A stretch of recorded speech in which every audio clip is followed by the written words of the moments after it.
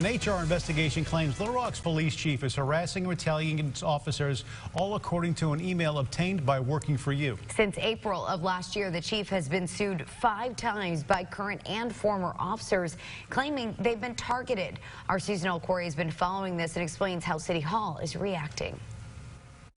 Well, city leaders are staying tight-lipped tonight, but this email says a lot. It's by an HR investigator who was hired by the city last year to look into the chief and the department.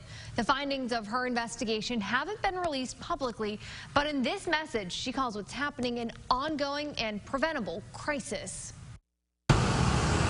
Closed doors at the Little Rock Police Department aren't hiding new allegations of abuse of power on the force.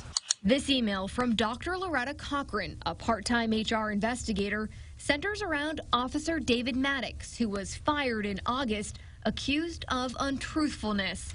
She writes his termination is a clear indication of racial discrimination, hostile working conditions, and retaliation by Lieutenant Brittany Gunn, Assistant Chief Crystal Haskins, and Chief Keith Humphrey. Cochran goes on calling it an ill-advised decision, and she says it sets the city up for legal trouble, writing there are several other LRPD personnel who have been targeted for harassment and retaliation by the chief and his allies. The email was sent to the city's HR director days after Maddox was fired and months after Cochran finished a 6-month-long investigation into LRPD.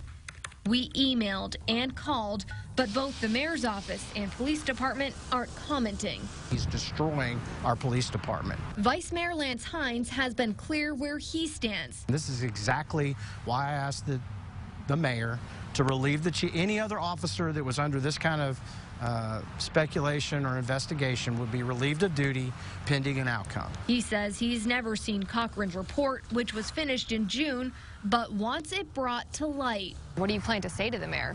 Well, I mean, what I'm going to say to him is, hey, this stuff's out there. You've had this investigation. What's the holdup? Why can't you give us an answer?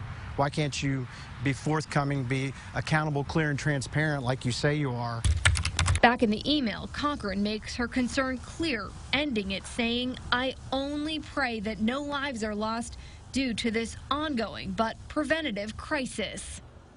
I was able to talk to the city attorney on the phone. He told me the underlying issue is being handled internally. I questioned what that meant, but he said he couldn't comment further. Back to you.